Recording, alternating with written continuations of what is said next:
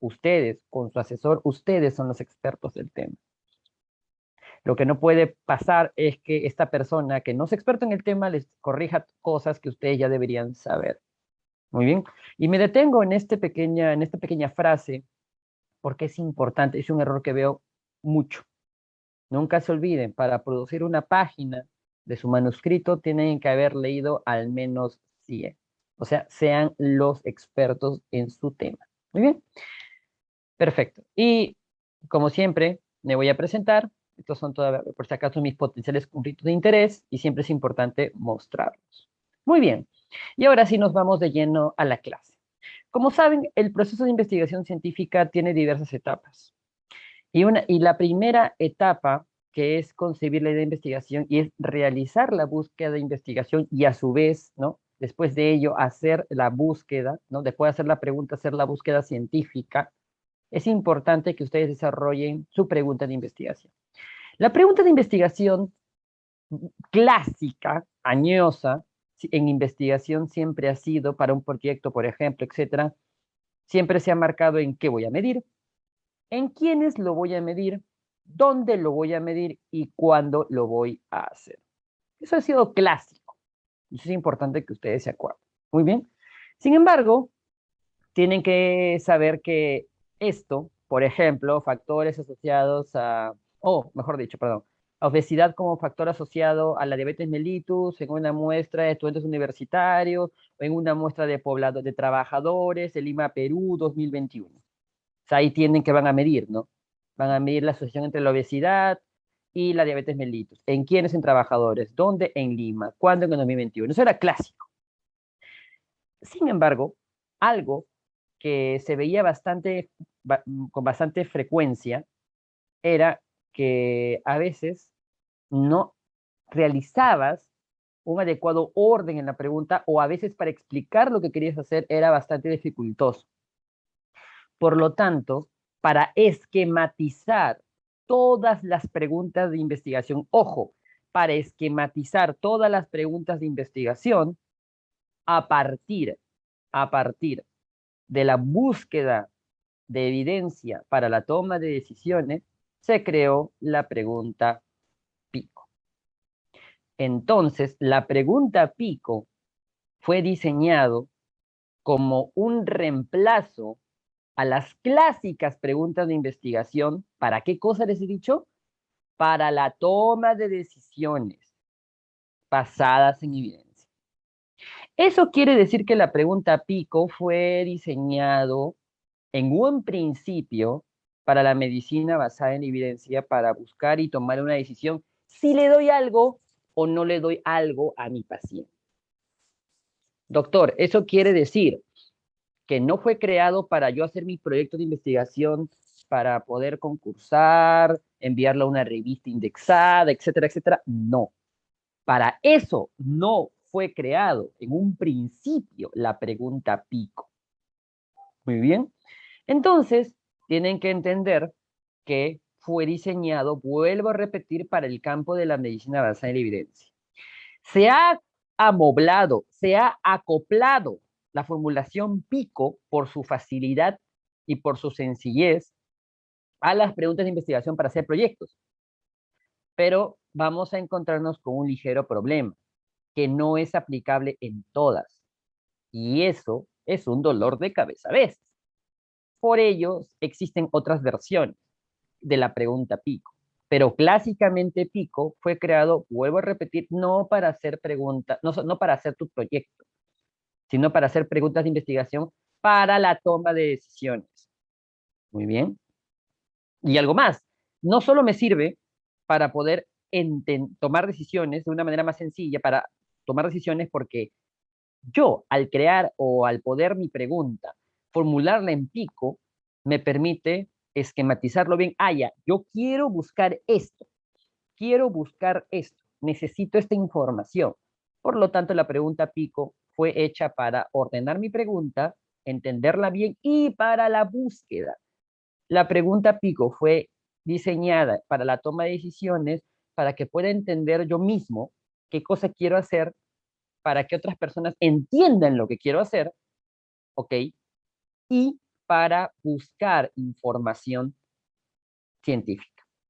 Ustedes ya deben conocer que existen bases de datos como Trip Database, por ejemplo, que incluso una de sus búsquedas avanzadas en Trip Database es acerca del pico. Por lo tanto, ya saben, pico creado por la MBE, ¿ok? No fue en un principio para hacer preguntas de investigación para proyectos o para manuscritos, fue para toma de decisiones, para saber lo que exactamente quiero buscar, ¿no? Para que exactamente lo que quiero hacer y lo que quiero buscar para la búsqueda. Muy bien. Entonces la pregunta pico me divide en lo siguiente: P de población o paciente, que es el grupo de pacientes al que yo voy a estudiar. La I viene de intervención, que quiere decir, por ejemplo, una intervención nueva. Ustedes ya saben que los estudios se dividen en, según si intervengo o no intervengo en la variable, en observacional o experimental. Entonces, la pregunta pico en un principio, ¿qué les he dicho? Fue creado para la toma de decisiones basadas en evidencia. Y tú, para tomar decisiones basadas en evidencia, ¿qué utilizas? Utilizo la máxima, los máximos manuscritos en nivel de rigurosidad. ¿Y cuáles son? Antiguamente, ¿cuáles eran? Los ensayos clínicos aleatorizados. Por eso está la I de intervención. Porque obviamente necesita ensayos clínicos, y en los ensayos clínicos tú intervienes, así que yo tenía que decir, es que estoy interviniendo, que estoy agregando. A este paciente estoy dando tal terapia, a este paciente estoy dando tal preventivo, etc. Mientras que la C significaba comparación. ¿Contra quién lo voy a comparar? Por ejemplo, voy a probar pantoprazol contra omeprazol. Ahí está. La intervención es pantoprazol y la intervención estándar, la clásica, es omeprazol. O voy a dar un medicamento nuevo para COVID y la estándar es no hay placebo. Puede ser placebo, puede ser placebo o otro. Entonces ahí está la intervención y la comparación. Y en inglés, outcome, que es el desenlace o el resultado, que es el desenlace, la condición o la enfermedad que yo quiero buscar. Muy bien. ¿Qué es los cambios, los primeros cambios que se hizo? Debido a que nuevamente se, se optó por utilizar el pico también para otro tipo de estudios, entonces también se quiso usar para estudios observacionales. Sin embargo, ¿cuál es el problema? Los estudios observacionales no tienen intervención, por algo son observacionales, tú no intervienes, solo observas. Por lo tanto, se cambió la I por la E, exposición. Entonces, la exposición es el famoso factor de riesgo o el factor asociado, que no es lo mismo, por si acaso, ya lo deben saber, ¿no? Que no es lo mismo decir factor de riesgo que factor asociado. Y si me dicen factores de riesgo asociados a, están diciendo una mezcolanza, que está obviamente incorrecta. Eso ya lo saben seguramente. Entonces, ya saben que a partir de pico nació el PECO, PECO, ¿no? Que es en vez de pico para estudios, para pico para ensayos clínicos, experimentales, PECO para estudios observacionales. Muy bien. Hasta aquí. ¿Hay alguna duda, pregunta, comentario, algo? A ver si alguien capta algo de esta diapositiva que puede despertar su curiosidad, porque algunos alumnos una vez me preguntaron algo. Y la primera vez que fue hace ya tiempo que hice esta ponencia en mi clase en la Universidad Ricardo Palma, me dejaron helado con una pregunta. Y a partir de eso reformulé mi clase de pregunta pico. A ver si alguien me dice también esa pregunta. Chicos, si alguien tiene una duda puede prender su micro, puede escribir en el chat, no hay ningún problema. Perfecto, gracias Abigail. ¿Hay alguien que me quiere preguntar? ¿He escuchado? ¿Te refieres a los estudios fenomenológicos? ¿Te refieres a esos, no? Claro, no, ese es otro mundo. Olvídate, los estudios cualitativos es otro mundo, completamente diferente. O sea, los quali, para empezar, no miden, ¿no? Los quali no buscan medir, los quali buscan entender un comportamiento humano. Entonces, en los quali, que son de otro tipo, fenomenológico, etcétera, ¿no? No llevan una pregunta pico. Ándate, para ahí te vas, como dices, por otro lado, ¿ok? Puede adecuarse el pico, por si acaso hay una adecuación pico para qualis, hay, pero no es así. Lo podemos discutir después, pero por el momento vamos a enfocarnos solo en quanti. Pero muy buena tu pregunta, muy buena tu pregunta. Por ahí justamente iba lo que me querían preguntar, ¿no? Esas controversias que te genera el pico. Muy bien, excelente. ¿Alguna otra duda? Muy bien, ya. Entonces su compañero, ha sido bastante claro con una pregunta, en la cual obviamente mi respuesta es no, aquí el pico como está no funciona. ¿Eso qué quiere decir? Que no funciona para todas las preguntas de investigación. ¿Por qué? Porque fue hecho para la toma de decisiones basadas en evidencia. Por lo tanto, no fue hecho para hacer manuscritos. Sin embargo, hay que acoplarlo. Y por si acaso es útil, ¿ah? Yo siempre a mis alumnos, yo les digo, pásame tu pico, pásame, bueno, obviamente pico, peco, lo que sea, pero pásame, porque quiero saber qué quieres hacer. Entonces vamos a ver si ustedes han entendido cómo hacer un pico. Y para eso viene un primer ejercicio. En adultos peruanos mayores de 18 años, ¿cuál es la asociación entre la obesidad y la diabetes mellitus tipo 2? Muy bien. ¿Cuál sería la población de estudio? ¿Quién me dice, por favor? Necesito que participen para que esto sea más ameno. Y si no me participan, bueno, me contestaré solo. ¿Serían los adultos Adultos mayores de 18. Adultos mayores de 18. Muy bien. Ahora sí me levantan la mano mejor para que no se entrecrucen entre ustedes, pero muy bien. Adulto, exactamente, así es. Muy bien.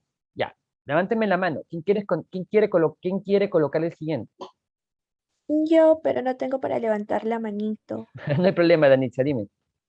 La intervención sería la obesidad y la comparación diabetes mellitus tipo 2. O sea, ¿tú vas a comparar obesos contra diabéticos? ¿Y tú vas a No, está intervenir en mal la variable? entonces. ¿Tú vas a intervenir? No, no, está bien, continúa. No, no, no, no, no cierres tu micro. Entonces la intervención sería la obesidad. Ya, ¿sería la intervención? O sea, ¿tú vas a intervenir en la variable? La pregunta me está indicando algo como ensayo clínico. No, en la diabetes mellitus tipo 2. La ¿O no? diabetes mellitus tipo 2. A ver, nuevamente vamos a ordenarnos. ¿Tú qué entiendes con la pregunta? Tú quieres, o sea, así, de una manera bien, a grosso Yo he modo, ¿ah? Porque, entendido de que se tiene que comparar las enfermedades, supongo. Eso es lo que... claro, claro, y decirlo de una manera bastante práctica, tú quieres ver si tener obesidad está relacionado o causa, ¿no? Causa, obviamente hablar de causalidad, aquí quien por ahí es medio purista va a decir, ¿cómo el doctor va a decir causa? Causa no se puede decir, está prohibido, ya. Yo creo que me entienden cuando estoy diciendo causa, ¿no? Si la obesidad causa diabetes. Mi pregunta es, entonces, ¿estás interviniendo en la variable, estimada? ¿Estás ahí? Sí, no, estás ahí. Sí, ¿Estás interviniendo? ¿O estás no. más bien, vas a estudiar un estudio observacional? Solo vas a ver. Ujú. Ya, si solo es observacional, ¿es intervención o es exposición? Exposición. Muy bien. ¿Y cuál sería la exposición? ¿Cuál sería la exposición? Tú ya lo has dicho ya. Muy bien. Los adultos, No, no, no, no. Tú mismo lo has dicho hace un rato. la diabetes mellitus tipo 2. La diabetes es lo que yo quiero obtener, si lo causa o no lo causa. Entonces, el efecto final. Pero ¿quién lo causa? ¿Quién estoy pensando que lo puede causar la diabetes en esta pregunta? Estimada Denise.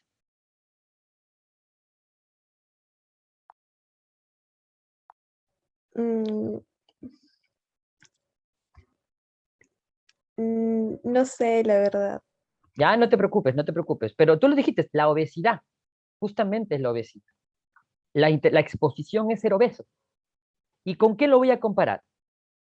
A ver, ¿quién me dice? No sé si puede ser tú, Denise, o alguien del público que me puede decir. A ver, Mesta, Ana Paula. Los que no tienen obesidad. Muy bien, así es. ¿Y cuál es mi resultado? La diabetes mellitus tipo 2. Muy bien. A ver, para los que no han entendido, doctor, pero usted no me ha puesto en ningún momento, y eso es normal. Ustedes no se imaginan lo que yo sufría con pregunta pico. Por eso estamos aquí aprendiendo. Doctor, pero ¿qué no me está diciendo que va a comparar obesidad con no obesidad? Por eso, si yo estoy viendo la asociación entre la obesidad y diabetes, ¿qué estoy diciendo? Si la obesidad me causa diabetes. Así, ¿ah? Vuelvo a repetir, hablar de causa, algunos les va a dar un infarto, sobre todo los puristas. Pero yo creo que para la docencia podemos ser más prácticos en decir, ¿causa o no causa la obesidad diabetes? Es lo que quiero ver. Por lo tanto, ¿qué tengo que comparar para ver si causa o no causa? Dos grupos, si estés obeso y si no estás obeso. Y saber si es que causa diabetes mellitus o no. Eso es lo que tengo que hacer acá en la pregunta de investigación. Por eso es que les dije, cuando yo le pregunto, doctor, quiero hacer un estudio entre obesidad y diabetes. Ya, pero ¿qué vas a comparar? Obesidad y diabéticos. No. ¿Qué quieres hacer? Haz tu pico. A ver, adultos, obesidad. Doctor, voy a comparar los obesos y no obesos y voy a ver si el grupo que es obeso tiene más diabetes. Muy bien. ¿Se dan cuenta que la pregunta pico es práctica porque me ayuda a entender lo que quiero hacer? Perfecto. Muy bien, sigamos, porque aquí no acaba. En adultos peruanos mayores de 45 años, ¿el consumo de alcohol aumenta el accidente cerebrovascular isquémico? ¿Quién quiere, por favor, participar? Levante su manito o escriba en el chat, por favor. Felicito a Juan, a Josué, a Sosimep. No sé, no sabía que era una persona, pero los felicito por haber contestado bien. Y los que no, adelante, todavía están, aquí estamos aprendiendo. Muy bien, estimada Danitza. Excelente. Muy bien. ¿Qué sigue? ¿Intervención o exposición?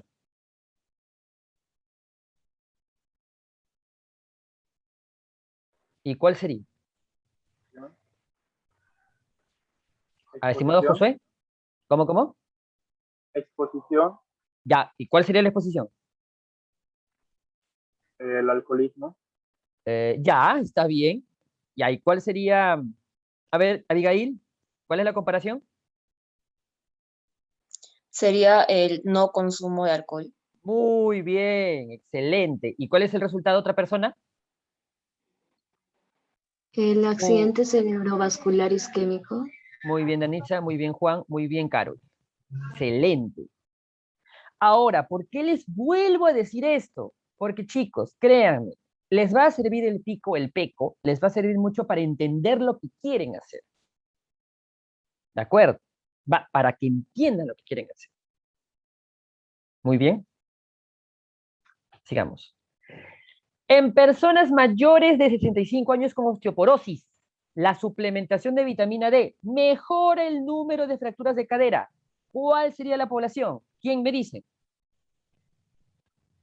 personas mayores de 65 años con osteoporosis. Muy bien. Estimada Ana Paula, te faltó mayores, pero con osteoporosis. Tu población son todos los pacientes mayores de 65 años con osteoporosis. No te olvides esa palabra, con osteoporosis. Bueno, muy bien. Otra persona, ¿cuál sería la intervención o exposición? La vitamina D. Intervención. Claro, la suplementación de vitamina. Muy bien, excelente. Muy bien. La comparación.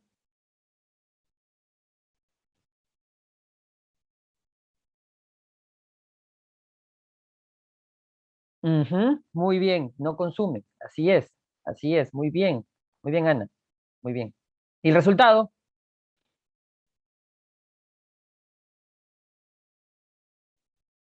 Disminución, ahí sí, disminución, claro, ahí tiene que disminución en número de fracturas de cadera. Perfecto. Así me gusta, que participen y no sea una monotonía de mi parte. Aquí viene, dime, estimado José. ¿Es posible que no se consuma en verdad la vitamina D, ya que se puede encontrar en alimentos, ¿no? Perfecto, pero yo he puesto una palabra mágica que dice suplementación. Cuando tú suplementas es adicional a tu dieta, a tu consumo diario. A propósito tiene que ser. Claro, ¿este estudio te parece más observacional o intervención? Intervención. Claro. Entonces tú le dices, ustedes, un grupito de ancianos, todos tienen osteoporosis, lo divides en la mitad aleatorizado. Ustedes, por favor, tomen su vitamina D y consúmenla y ustedes no. Y tú los observas en el tiempo. ¿Qué te parece? ¿Interesante o no? Sí, entiendo. Gracias. Muy bien. No, a ti por preguntar. Y aquí viene la pregunta del millón. Yo estaba feliz dando mi clase hasta pico cuando un alumno me pregunta, doctor, dime, yo quiero hacer un estudio para ver prevalencia de hipertiroidismo en un hospital, en una clínica. ¿Ya? ¿Cuál sería mi pregunta pico? Me mató. Eso no tiene pico. A ver, población. Ya, personas que van a la clínica. ¿Cuál sería mi intervención? ¿Cuál sería mi comparación? ¿Con qué voy a comparar? Si es una prevalencia. Oh, problema, ¿no? El profesor quedó mal. Entonces, a partir de ahí me quedé picón, porque obviamente le dije, buena pregunta, no, o como dice el meme, no sé, tú dime, y me puse a leer. Y me di cuenta que es cierto, como les dije, el pico no me contesta todo. Entonces, hay variantes del pico. Y una de ellas, creada por mi persona, así que no me pidan bibliografía, es la pregunta, la formulación pico para medidas de frecuencia, el PMOL, ya algo muy feo, ¿no? Fíjense, esto no es pico ya. Álalo, esto es complicado. Pero lo hago para que ustedes se ordenen para sus preguntas. Por ejemplo, población, grupo de pacientes. ¿Qué medición? Vas a medir prevalencia, incidencia, mortalidad, sobrevida. Obviamente esto es para estudios descriptivos porque son medidas de frecuencia. ¿Cuál es el resultado? ¿Cuál es el desenlace en la condición de enfermedad y el lugar? En Lima, no, en Lima, en el norte, en el Perú, en Ica, donde quieres. En un policlínico, ¿dónde? Entonces veamos un ejemplo. ¿Cuál es la prevalencia de hipertiroidismo en la población peruana anciana, en anciana año? Ya, ese me equivoqué. En anciana, población peruana anciana, en Lima, Perú. Ya. ¿Cuál sería la población? ¿Quién me dice?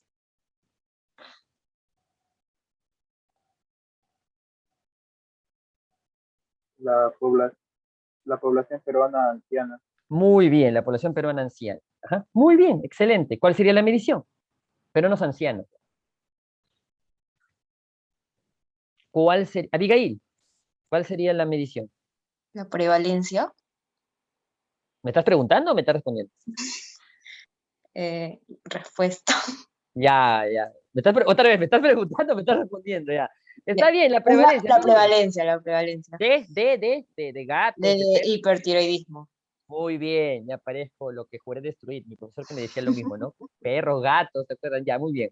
Muy bien, prevalencia de hipertiroidismo, ¿no? Prevalencia. ¿De qué? De hipertiroidismo.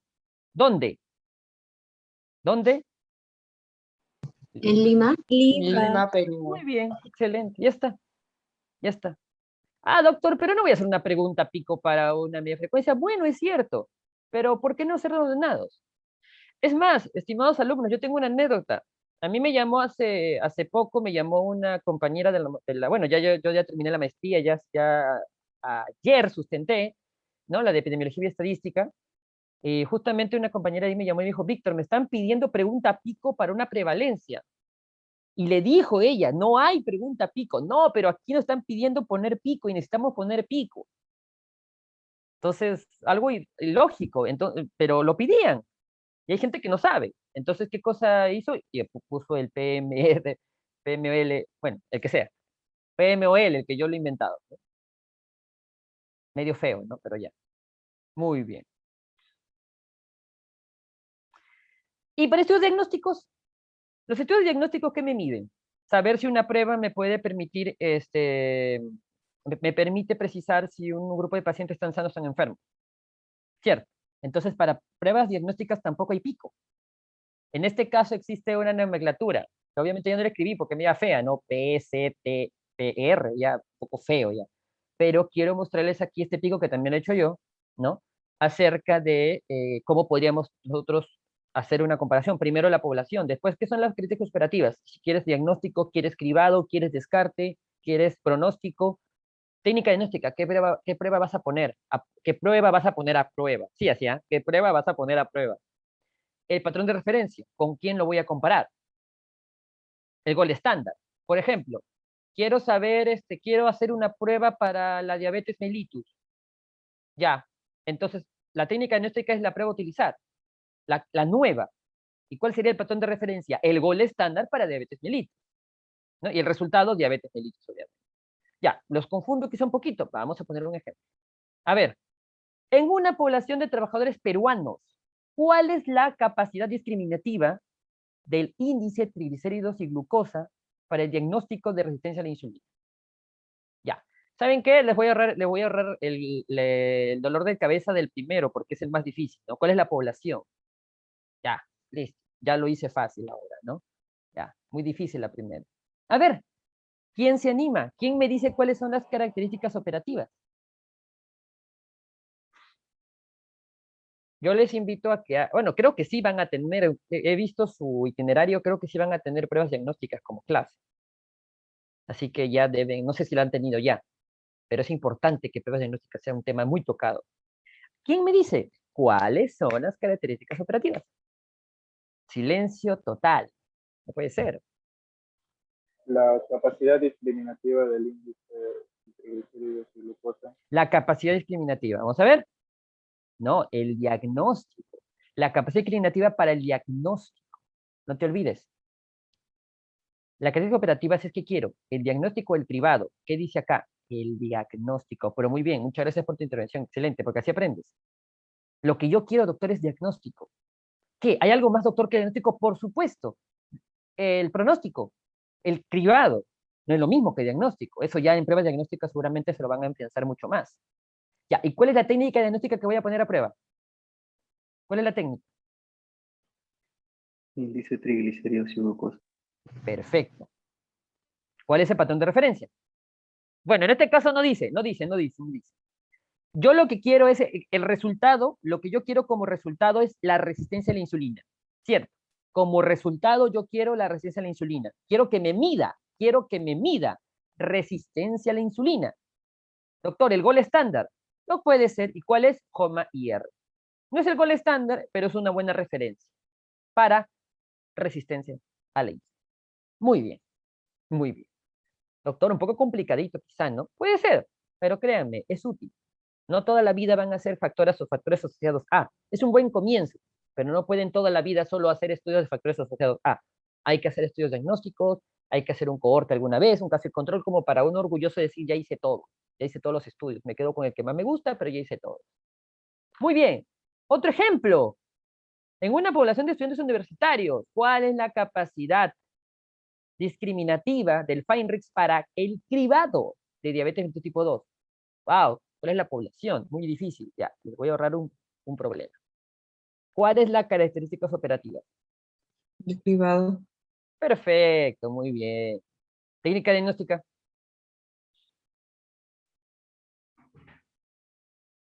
El Fringrich. Ah, estoy mal, no es Feinrich, es Feinrich. Ahí falta sobre una R. Ya, es Feinrich, sí, sorry, Feinrich. Ya, muy bien, muy bien. ¿Y cuál es el resultado? ¿Para qué enfermedad quiero? Para la Diabetes mellitus diabetes. tipo 2. ¿Y cuál es el gol estándar para diabetes mellitus tipo 2? ¿Quién me dice? Doctor, esto no es una clase de endocrinología, ¿qué le pasa? Muy bien, pero quiero fastidiarlos. ¿Cuál es el gol estándar para diabetes mellitus tipo 2? A ver, ¿quién se anima? Es diabetes, o sea, toda la vida van a haber diabetes. Aunque sean médicos ocupacionales, van a haber diabetes. ¿Cuál es el gol estándar?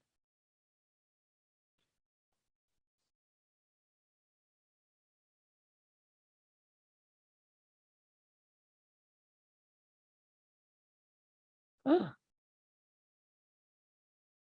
No puede ser.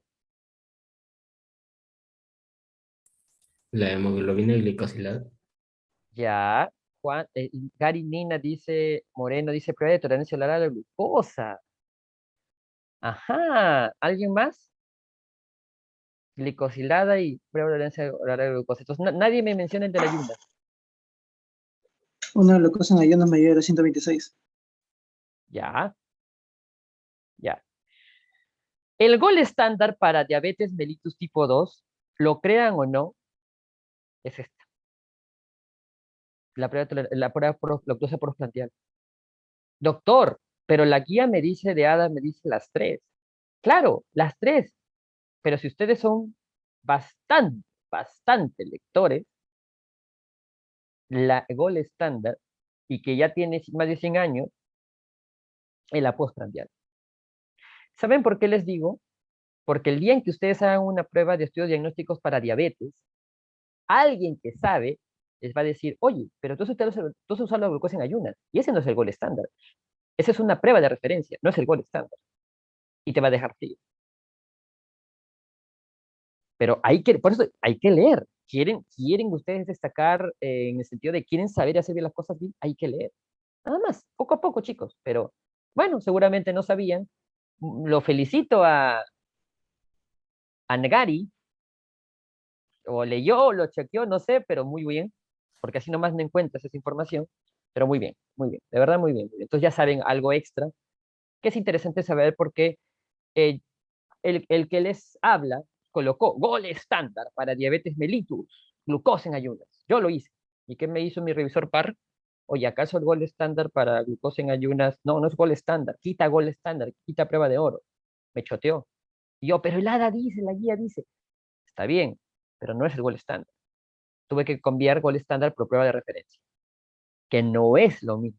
Ya eso en estudios diagnósticos seguramente se lo van a afianzar más, ya yo no me voy a tocar más, pero siempre es bueno relajarse con un tema bastante curioso, ¿no? Siempre me gusta hablar de todo. Muy bien. Y para validación de instrumentos. Bueno, también para validación de instrumentos, por si a alguien le gusta validar, la población, las propiedades psicométricas, el instrumento escala que pongo a prueba y cuál es el resultado que quiero llegar, ¿no? Por ejemplo, en una población de peruanos mayores de 30 años, ¿cuáles son las propiedades psicométricas del cuestionario de Oviedo para alteraciones del sueño? ¿Cuál sería la población? Obviamente, peruanos mayores de 30 años. ¿Cuáles serían las propiedades psicométricas? Las propiedades psicométricas, porque lo que quiero. ¿Cuál es el instrumento de escala? Ya lo estoy haciendo yo.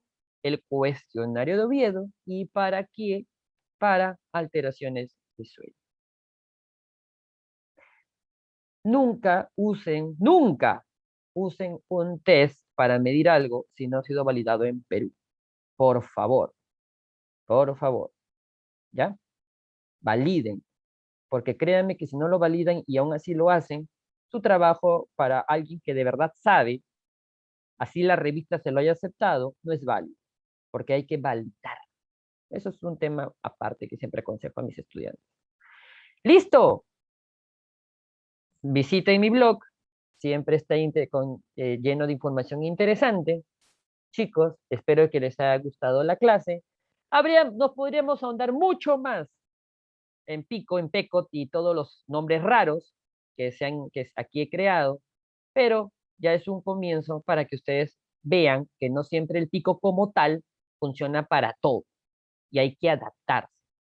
¿De acuerdo? Recuerden que Pico fue creado para toma de decisiones y obviamente uno con validación no va a tomar una decisión, por eso es que no encaja el Pico. Por eso que fue creado con intervención, no con exposición. Y algo más antes que me olvide. Alguien por ahí, seguramente, para que no crean que le estoy estafando, me pueden decir, doctor, pero por si acaso, el pico tiene T, que es tiempo. Sí, porque generalmente pones en qué año lo vas a hacer, pero ese no es el objetivo ya de un pico. Ya. El pico es para búsqueda y es para ordenarte bien. Ya poner tiempo 2021, no, o T de o E de estudio, no es el objetivo. Así que realmente yo no recomiendo colocarlo el PECOT con doble T, no. El pico tiene un objetivo, ¿no? Sí, claro, estimado Gustavo Quispe. ¿Ok? Entonces quédenlo como pico. Lo digo por si acaso, seguramente alguien va a estar con doble T y todo eso, ¿no? Ya eso sí no se lo recomiendo. Ya es querer obligar al pico, torturar al pico, para que haga más de para lo que fue creado. La anterior. Ok. Muy bien. Perfecto. Muchas gracias, doctor Vera, Eso es todo. por la Espera, excelente faltan mis gracias. Ahí está. Eso es Sí, todo. precisamente es lo que iba a decirle. Eso es Es que hay todo. un lugar en el que ellos pueden ponerse en contacto con usted. Ahí Ujú. tienen las páginas, vayan a seguirlo al doctor. Por También favor. está. No, mentira. Si quieren, si desean. Pero chicos, espero que les haya gustado. De verdad. A mí siempre me gustan las controversias, para que no todo no es blanco y negro en el mundo de la medicina. Y siempre dije, el pico lo es todo. ¿Lo es todo? Mira, tenemos bastantes. Y eso que he sido corto, ¿ah? Por ahí habrían 2 o 3 más. Así que ya saben. Listo, chicos. Muchas gracias de verdad por su participación. Me sentí bastante contento que hablaran y así no le hablo a una fría pantalla. Ya los he escuchado y eso es lo que me parece chévere.